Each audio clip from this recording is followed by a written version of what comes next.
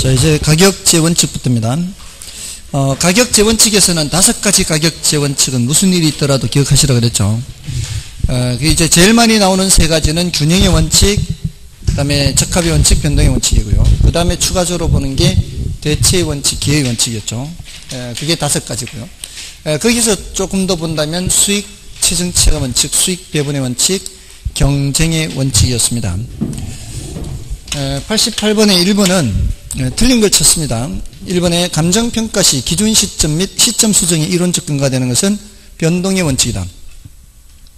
요거 자주 나오는 거죠. 1번 맞고요. 그 다음에 2번에 부동산의 유용성이 최고로 발휘되기 위해서 지역의 환경에 조화롭게 균형을 이루어야 한다는 것은 적합의 원칙이죠. 균형에서 속으면 안 되죠. 지역의 환경 이렇게 하니까 부동산 외부 요인입니다. 적합의 원칙이죠. 그 다음에 3번에 적합의 원칙과 최유효 이용 원칙은 부동산 고유의 가격 원칙이라 할 수 있다. 이것도 맞죠. 왜냐하면 적합의 원칙은 부동성 때문이고요. 또는 인접성. 최유효 이용 원칙은 용도 다양성 때문이죠. 동사는 이런 성질이 없습니다. 동사는 이런 성질이 없기 때문에 이거는 부동산 고유의 원칙이라고 할 수 있죠. 그 다음에 4번의 기회비용의 원칙은 대체 원칙에서 파생된 개념으로 볼 수 있으며, 자, 요거 이제 조금 헷갈릴 수는 있는데요. 이 대체 원칙에서 파생된다고 볼 수 있어요. 왜냐하면은 우리가 대체한다 그러잖아요. 대체한다라고 하면은 뭔가 비슷한 두 개가 있다는 얘기 아닌가요? 그러면 이 대체 관계에 있는 물건 중에서 뭔가 하나를 선택한다는 것은 다른 하나를 버린다는 거죠. 이게 바로 무슨 개념과 똑같아요? 기회비용 개념과 똑같은 거죠. 그래서 기회비용 원칙은 대체 원칙에서 파생됐다고 볼 수 있습니다. 그리고 대체 원칙은 감정평가 3방식의 중요한 이론적 근거가 되죠. 이것은 3방식 적용하려면 사례를 수집해야 되는데, 그 사례라는 것이 모두 다 대상 부동산하고 유사한 대체 가능한 사례라 해야 되잖아요. 그래서 대체 원칙과 관계 있고, 특히 3방식 중 어떤 방법이 더 관계가 있어요? 비교 방식이 더 관계가 있다고 그랬죠. 그래서 맞고요. 그 다음에 5번의 건부지와 건물의 부적합에서 비롯되는 기능적 감가의 판단에 대한 근거가 되는 가격 원칙은 적합의 원칙이 아니라 균형의 원칙이죠. 건부지와 건물의 관계는 부동산 내부 관계라 그랬죠. 부동산 외부 관계가 아닙니다. 그래서 5번이 정답이고요. 그 다음에 부동산의 가격 재원칙에 관한 설명이다. 틀린 것은 부동산의 가격 재원칙이란 부동산의 가격이 어떻게 형성되고 유지되는가에 대한 법칙성을 추출하여 부동산 평가 활동의 지침으로 삼으려는 하나의 행위 기준이다. 그렇죠. 감정평가사들이 지켜야 되는 하나의 지침이다. 이렇게 보시면 되죠. 그 다음에 토지는 부동성의 특성으로 각 생산 요소에 의해 발생하는 총수익 중 토지의 수익은 최종적 배분을 받게 된다. 맞죠? 이거는 무슨 원칙이에요? 수익 배분의 원칙이죠. 수익 배분. 수익이 배분되고 최종적으로 누구한테 배분된다? 토지라는 생산 요소한테 배분되는 거죠.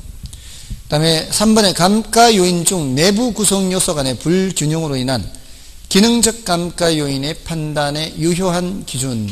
이거는 균형의 원칙은 뭐 쉽고요. 그 다음에 효용이 유사하다면 가격이 싼 것을, 가격이 유사하다면 효용이 큰 것으로 선택하는 것과 관련된 원칙은 대체 원칙이죠. 이게 지금 뭔가를 선택한다는 것은 지금 대체 가능한 것 중에서 선택하게 되는 거잖아요. 이거는 경쟁의 원칙이 아니고요. 경쟁의 원칙이 얘기하려면은 초과이윤이 키워드라 그랬죠. 초과이윤이 존재하기 때문에 경쟁이 나타나게 되고요.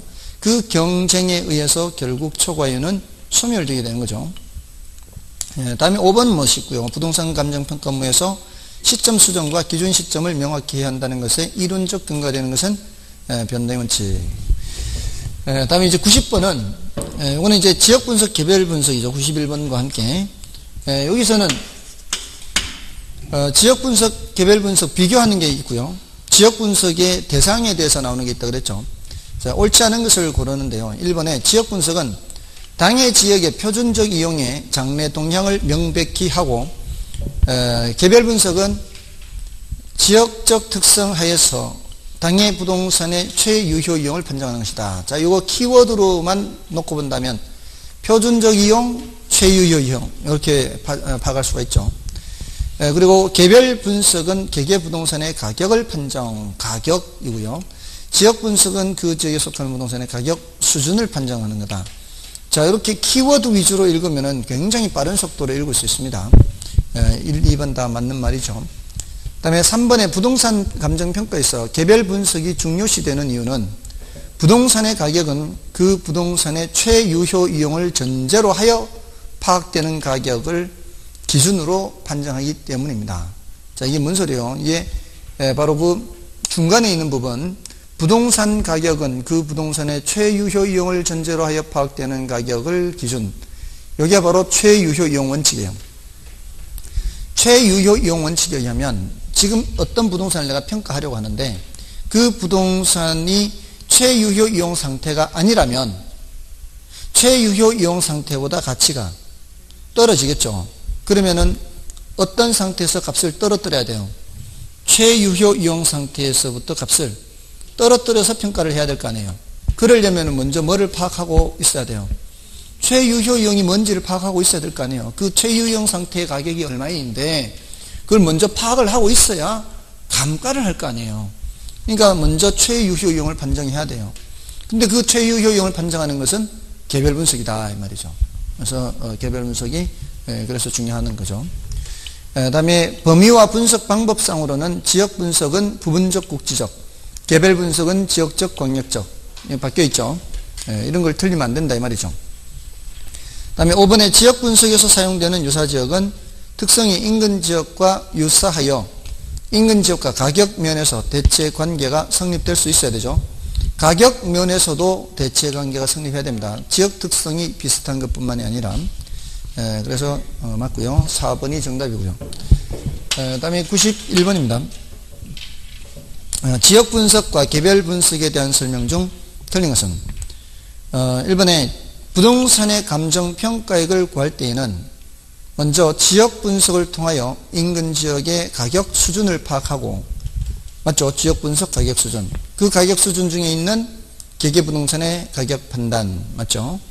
그 다음에 개별 부동산의 최유효 이용 판정은 인근 지역의 지역적 특성의 제약하에 있으므로 인근 지역의 표준적 이용과 상관관계를 명백히 하여야 한다. 그렇죠?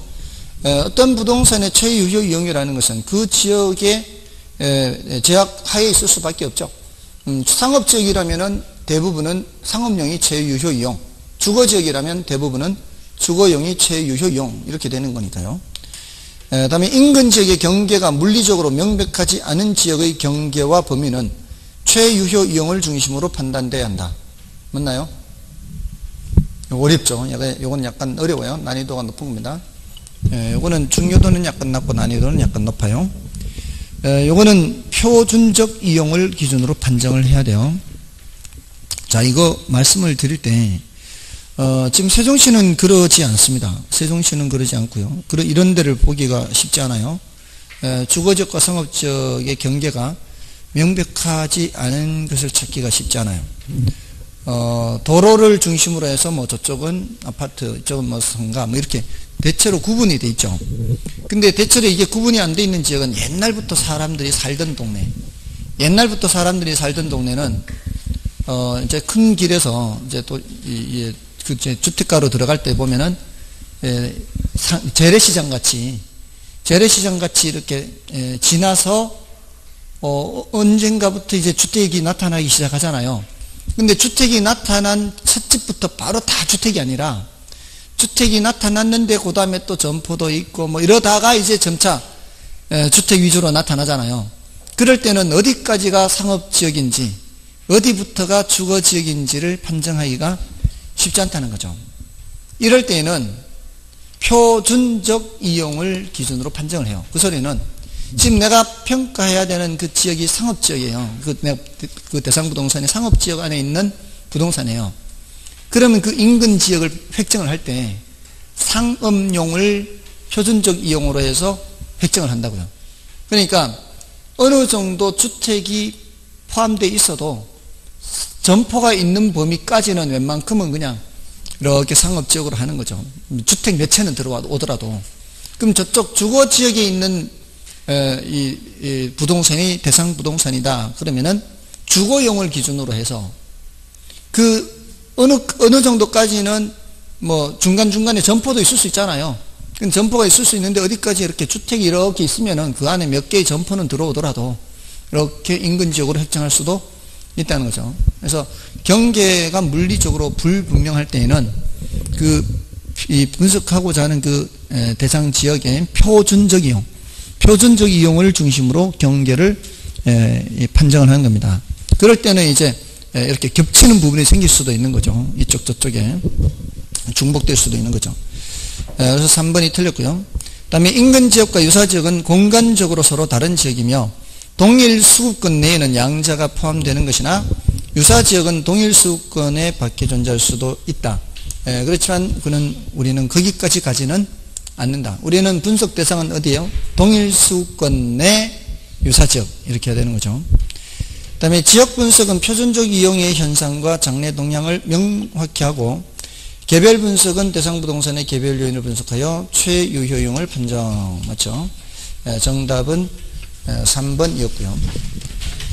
다음에 92번은 자, 이 정도의 용어는 다들 맞출 수 있어야 되죠. 이 정도의 용어는 맞출 수 있어야 됩니다.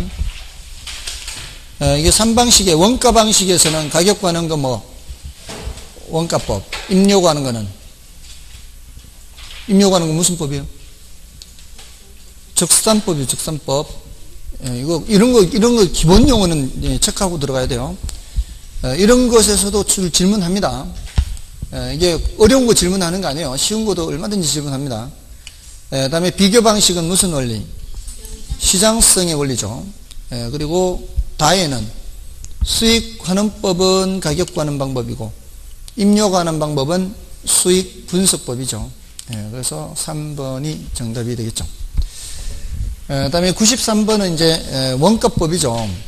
자, 원가법에서 정리하는 거는 이제 재조달 원가와 감가 수정 이 두 가지에 대해서 정리를 해야 되죠. 재조달 원가는 첫째 기준 시점 현재 적정 원가 총액이고, 다음에 산정 방법은 도급 방식 기준, 수급인의 적정 이윤을 고려해야 된다. 다음에 종류에는 복제 원가, 대체 원가 있다. 복제 원가는 물리적인 동일성, 그 다음에 대체 원가는 기능적 동일성. 기능적으로 똑같이 만들어 놓은 상태이기 때문에 이미 대체 원가가 재조달 원가 들어갈 때는 감가 수정할 때 기능적 감가를 또 하면은 안 된다 그랬죠. 그런 차이가 있고, 대체 원가는 오래된 건물의 경우 적용한다 그랬어요. 오래된 건물은 자재 같은 걸 구하기가 쉽지 않아요. 그 오래된 건물은 또 그 공법을 아는 사람도 찾기가 쉽지 않고요. 그래서 그런 경우에는 대체 원가로 평가하는 게 적당할 수 있습니다. 그런 게 이제 있고요. 감가 수정은 또 뒤에 있고요. 1번을 보시면은 글쎄 한번 1번. 복제 원가의 경우 감가 수정 시 기능적 감가를 고려하여야 하나, 대체 원가의 경우 기능적 감가를 하면 이중 감가에 문제가 있다. 맞죠? 이미 이제 기능적으로 똑같게 해놓은 상태이기 때문에. 그 다음에 감가 수정의 감가 요인에는 물, 기, 경 뿐만 아니라 경우에 따라 법률적 감가도 존재합니다. 법률적 감가 말씀드린 적 있나요? 그 불법 건축물이 있을 때 그 이행 강제금 내거나 이렇게 철거비 발생하기 때문에. 그 다음에 감가 요인 중 사용에 따른 마모, 노후화, 파손, 형식의 구식화 등은 물리적 감가에 해당한다. 형식의 구식화는 요거는 기능적 감가죠.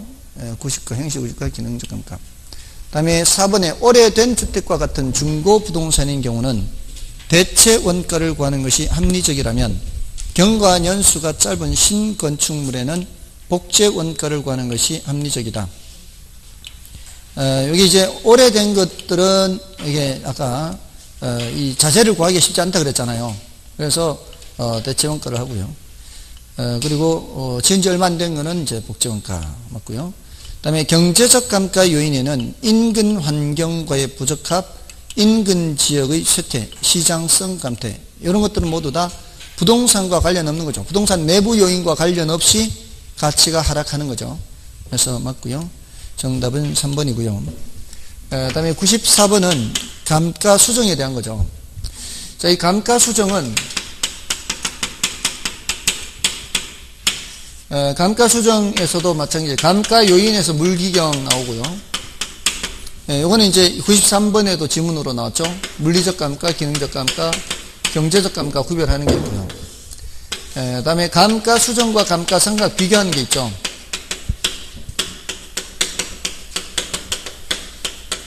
그 다음에 세 번째가 감가수정 방법이에요.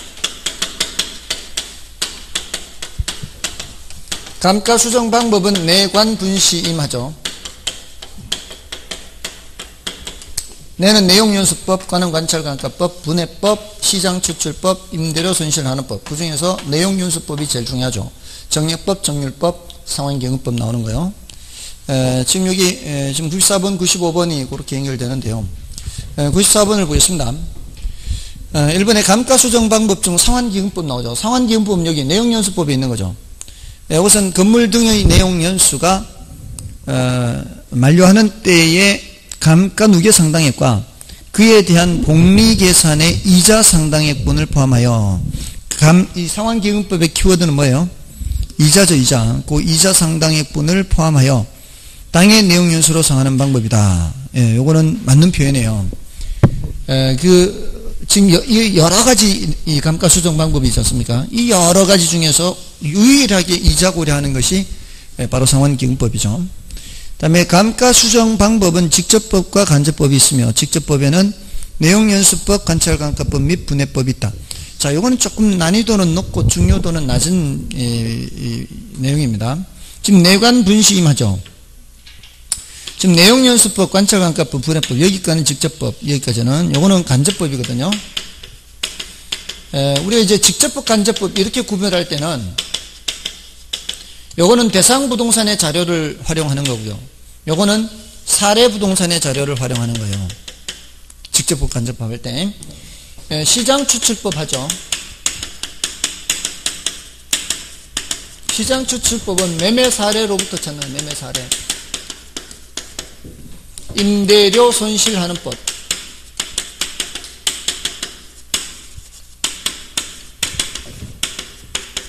이거는 수익 사례로 보여요. 수익 사례. 다 사례요. 시장 추출법, 임대료 손실하는 법이 시장에서 실제 거래되거나 또는 수익을 발생시키고 있는 그 사례들을 조사해서 감가 수정을 하는 작업인데요. 특히 얘는 어떻게 하는가 하면은 많은 사례 조사를 해야 돼요. 많은 사례 조사해서 이제 기간이 있고요. 제곱미터당 가격이에요. 제곱미터당 가격. 1년 지난 거, 2년 지난 거, 3년 지난 거, 4년 지난 거, 5년 지난 거 사례 조사를 많이 해요. 지은 지 얼마 안 된 거는 가격이 높게 나오겠죠. 지은 지 좀 시간이 지날수록 어떻게 해요? 경과가 될수록 가격이 이렇게 떨어질 거 아니에요. 이렇게 1년 지난 거, 2년 지난 거, 3년 지난 거, 4년 지난 거 이렇게 하다 보면은 이런 어떤 이 점들에서 가장 가까운 선을 찾을 수가 있어요. 이 선을 찾으면 1년 지날 때마다 얼마씩 떨어지는지를 찾을 수 있어요. 다 할 수 있습니다. 이거 다 통계학에서 하는 거예요. 이게 이렇게 요거 선 찾는 걸 회귀분석이래요. 회귀분석. 우리 시험에도 회귀분석이라는 표현이 몇 번 나왔었어요. 우리 시험에도. 이런 회귀분석을 통해서 두 변수 간의 어떤 관계식을 찾아. 식. 1차 방정식. 그러면 이제 내가 평가하는 물건이 3년 지났다. 그럼 3년 지났을 때 숫자를 딱 집어넣으면 그럼 숫자 딱 나면 얼마 떨어졌네. 그걸로 하는 거예요. 이런 식으로 임대료 손실을 하는 것도 수익 사례를 조사해서 낡은 건물은 새 건물보다는 임대료 수입이 덜 들어오겠죠. 임대료 수입 덜 들어오는 만큼은 그거 높은 값 주고 살 수가 없는 거죠. 그만큼 까고 사는 거지. 그런 의미예요. 그런 취지가. 돈을 덜 버는 만큼 돈을 덜 주고 사겠다는 얘기예요. 그 임대료 손실하는 그 감가시키는 거죠. 자, 근데 얘네들은 전부 다 사례잖아요.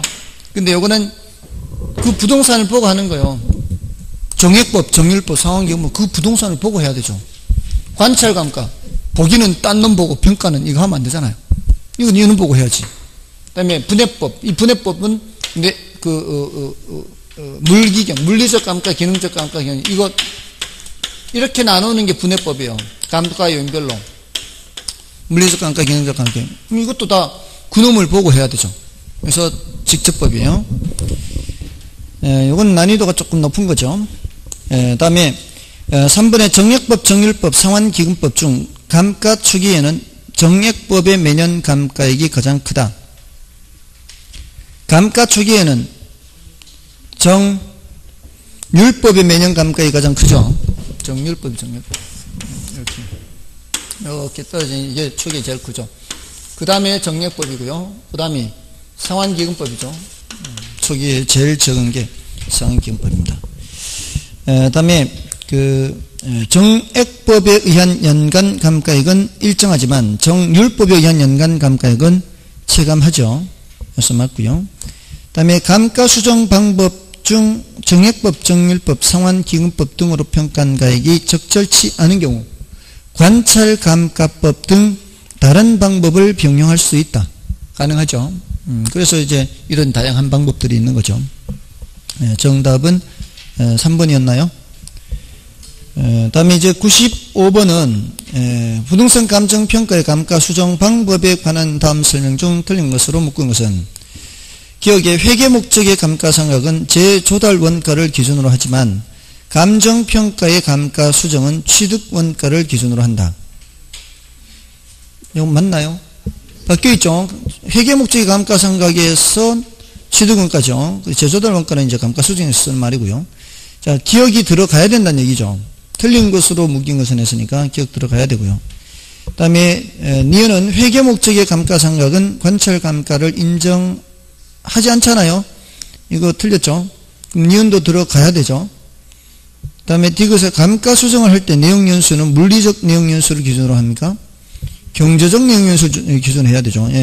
순서대로 쪼로록 1번이 정답이네요. 경연 디귿 다 틀렸어요. 다음에 리을의 감가 수정에서 감가 요인은 일반적으로 물리적, 기능적, 경제적 요인으로 구분할 수 있다. 그렇죠. 법률적 감가는 추가로 보는 거고요. 다음에 정률법에서 매년 감가액은 첫 해가 가장 크고 해가 갈수록 점차 줄어들고 맞죠. 정답은 경연 디귿. 다음에 자 96번은요.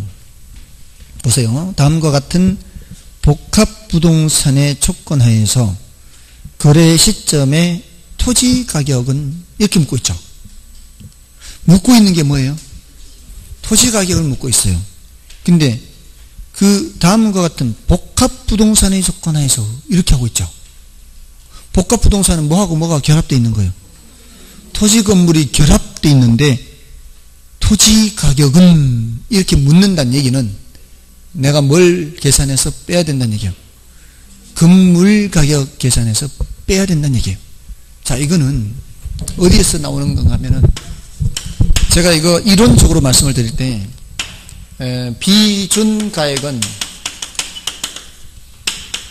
사례 가격에서부터 사시지기에 해야 된다 그러지 않았나요?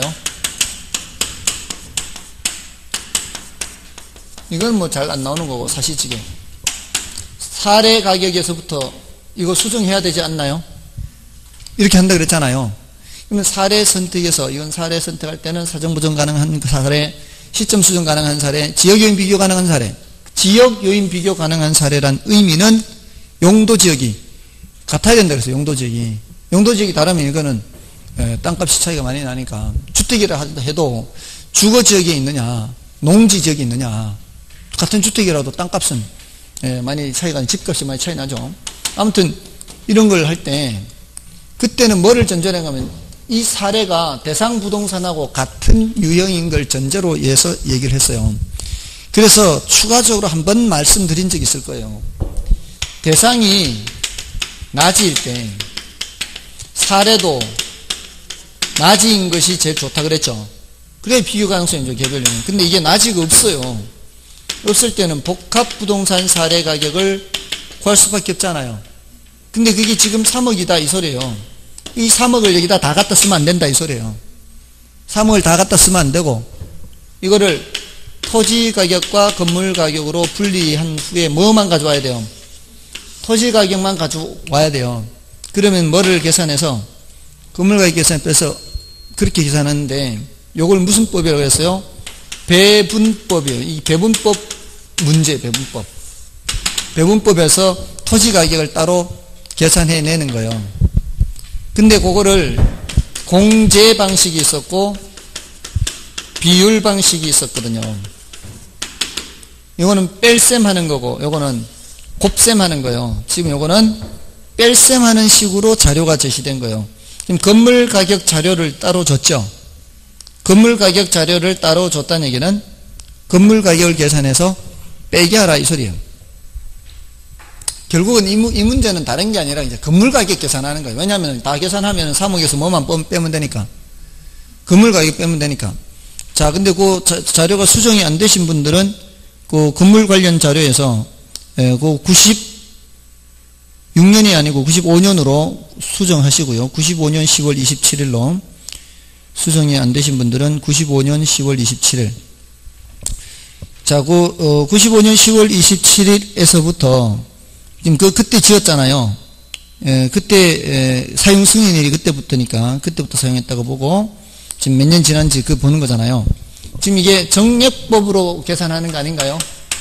건물이 정액법으로 계산하는 공식이 뭐였어요? 1 빼기 얼마를 몇 등분해서 몇 년 경과했느냐 이렇게 하라고 그랬죠.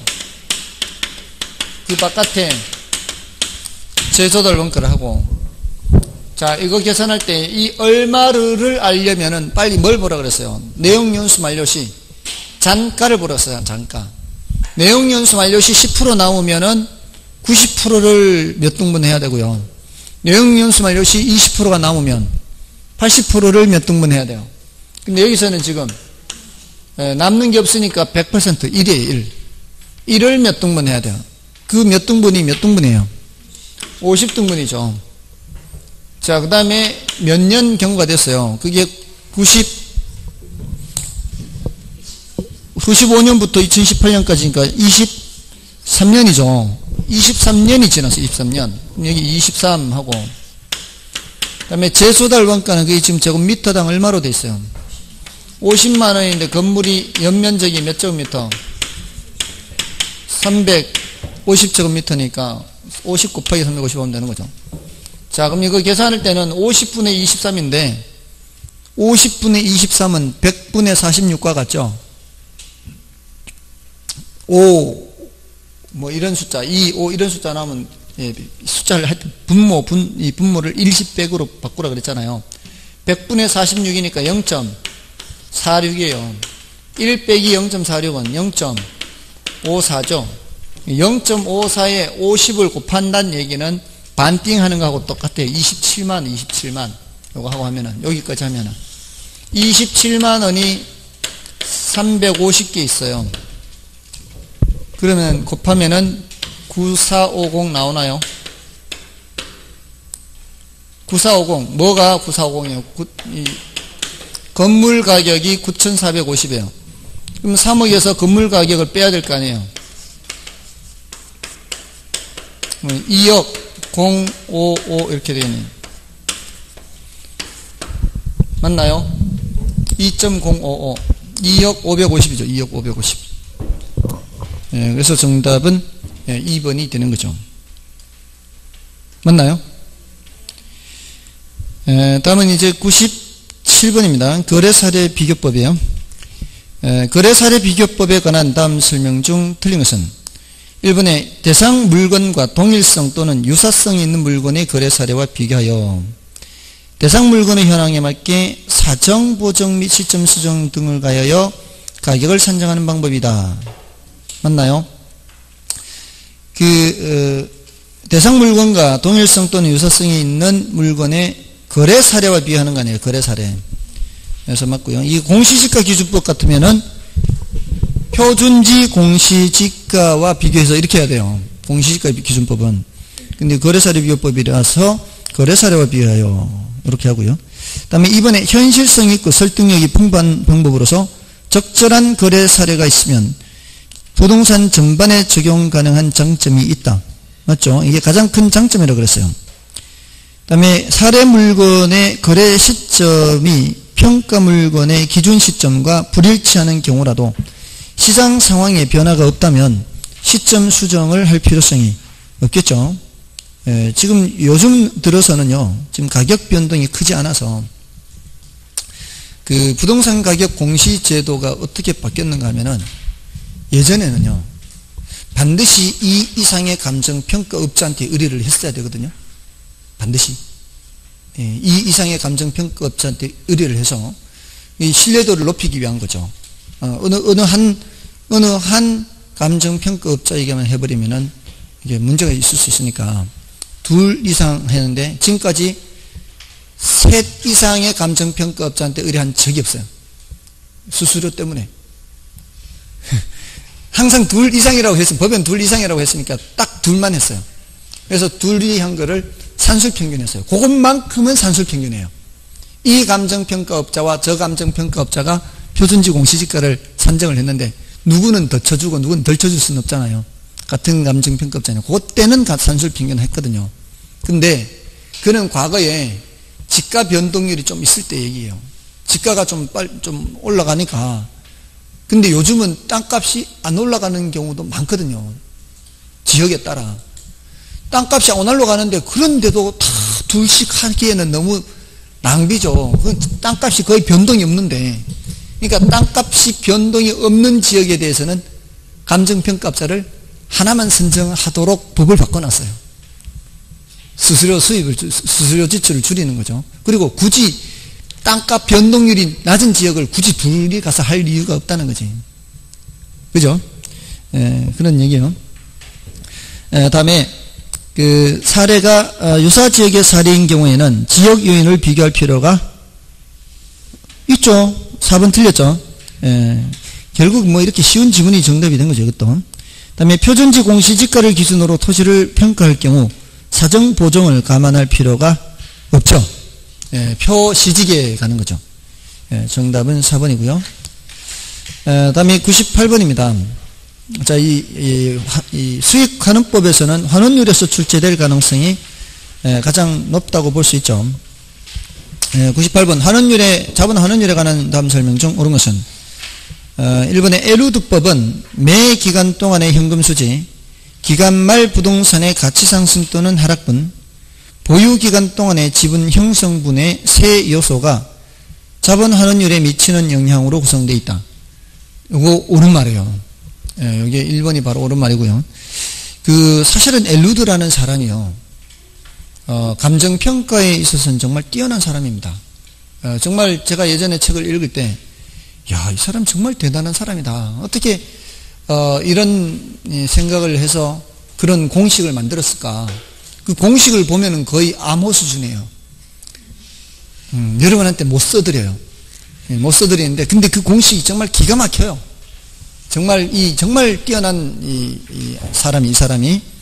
그러니까 감정평가사 시험에서라면은 정말 중요하다고 볼 수 있어요. 근데, 우리는 이제 감정평가사 시험은 아니니까 좀 중요도가 낮다라고 볼 수 있는데, 이 사람이 사실은 감정평가론에서 차지하는 비중으로 치면 굉장히 중요한 사람이에요.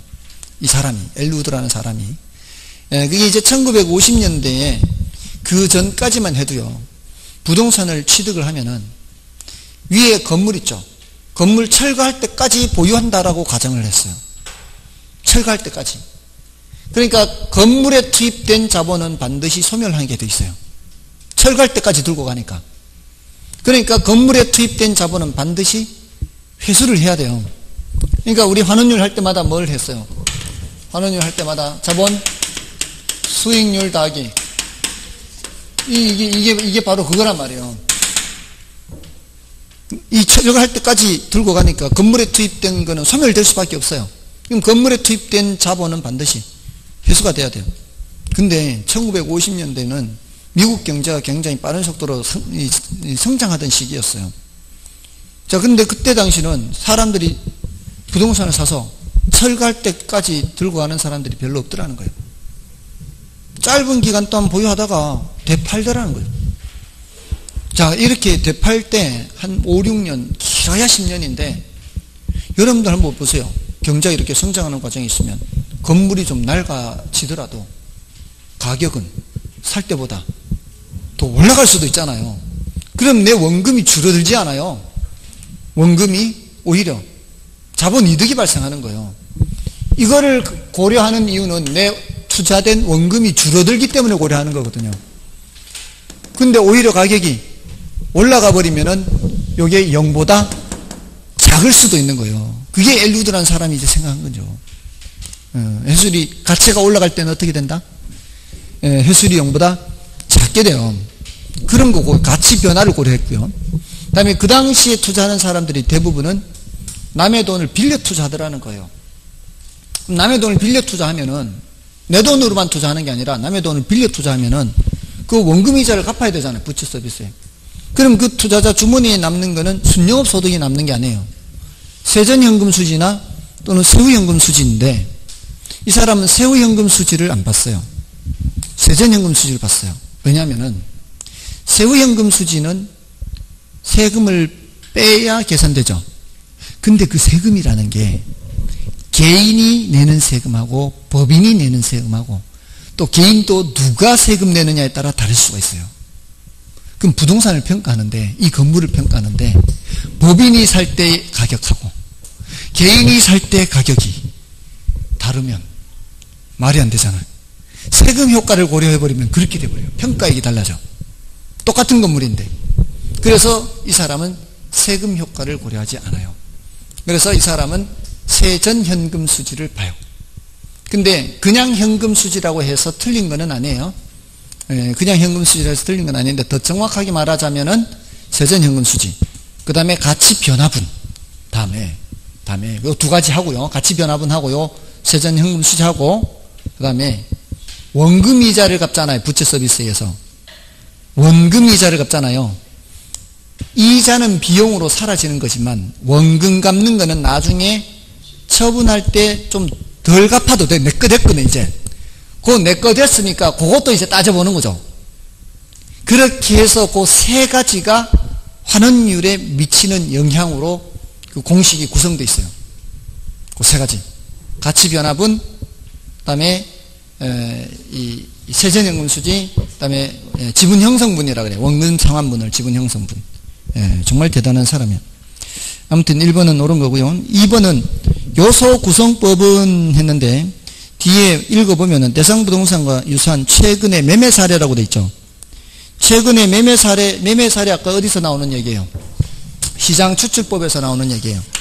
그럼 요소 구성법은 그 4번 지문에서 설명하는 거예요. 4번 지문에서 투자결합법이라고 돼 있지만 설명은 투자결합법이 아니에요. 설명은 요소 구성법이에요.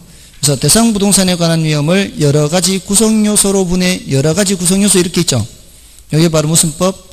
요소 구성법 또는 조성법이라고 하죠.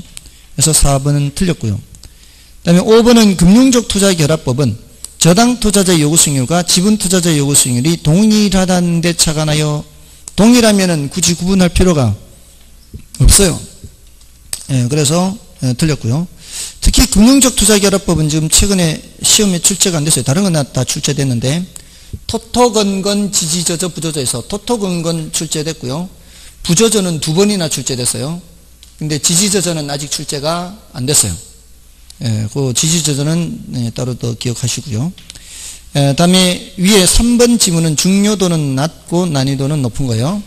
환원율은 투하 자본에 대한 수익 비율로서 상각 후 세공제 전의 이유를 말한다. 환원율은 상각 전후, 이거는 상각 전후 다 있어요. 전도 있고 후도 있고요. 세전 세후 다 있어요. 환원율은 그 하나만 있는 게 아니에요. 그래서 틀렸고요. 정답은 1번이었습니다. 다음에 이제 99번은 자본 환원율을 묻는 문제죠. 자본 환원율을 묻는 문제는 1차적으로 토토건건 지지저저 부저저에서 생각해야 돼요. 그 다음에는 투자론에 나오는 종합환원율 공식 총투자액분의 순영소득 있죠. 요 4가지 정도면은 거의 우리 수준에서는 다 외우고 있다 이렇게 보시면 돼요. 토토건건 지지저저 부저저 아니면은 총투자액분의 순영소득 이렇게. 그럼 제시된 자료를 보고 판단을 해야 되죠. 총투자액이 제시됐을 때는 순영업소득이 나와야 될 거 아니에요. 순영소득이 안 보이죠? 그렇잖아요. 그 다음에 토토건건하려면 토지 건물이 나와야 될 거 아니에요. 없잖아요. 그럼 남는 거는 지지, 저저, 부저저인데 저저 가지고는 구별이 안 된다 그랬잖아요. 그럼 지분 배당률이냐 부채 감당률이냐 요거 가지고 판단해야 되죠. 근데 거기 뭐가 있어요? 지분 배당률이 있으니까 지지, 저저로 가야 된다 이 말이죠. 그럼 지지, 저저니까 지분 비율, 내 돈 비율이 몇 프로? 내 돈 비율이 40%죠. 그럼 자동으로 남의 돈 비율은 60% 되는 거죠. 그럼 40%, 60%가 갈라지고 0.4, 0.6 갈라지고 지분 배당률은 몇 프로? 12%. 그 다음에 저당 상수는 끝난 거죠. 이렇게.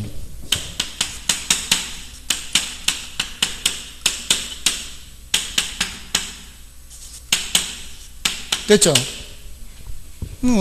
이게 판단하는 데까지 시간이 걸려서 그렇지 판단만 되면 그 다음부터는 계산 자체는 어렵지 않은 거죠. 가중평균 개념이니까.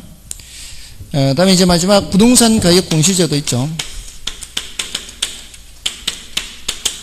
이 부동산 가격 공시제도는 이제 주체가 누구냐, 효력은 어떤 효력이 있느냐, 기타 어떤 내용이 있느냐 이거죠. 주체는 개별 이렇게 들어가면은 시군구장, 나머지는 전부 다 국장이에요. 그 다음에 효력에서는 우리가 이제 이런 부동산 가격 공시제도를 도입한 취지는 세금 때문이라고 그랬죠. 그러니까 세금 때문에 세금 얘기가 나올 때는 표준이 나오면 안 돼요. 세금 얘기가 나올 때는 표준이 나오면 안 돼요. 뭐가 나와야 된다는 얘기예요. 개별, 공동, 집합 이런 게 나와야 돼요. 그럼 표준은 어떻게 짝을 지어야 되는데요? 표준 가격은 개별 가격의 기준이에요. 표준이 나올 때는 개별이 나와야 돼요. 개별이. 자, 근데 표준지만큼은 아니라고요. 그거를 더 포함해서 표준지 공시지가는 개별 공시지가 산정 기준이 되죠.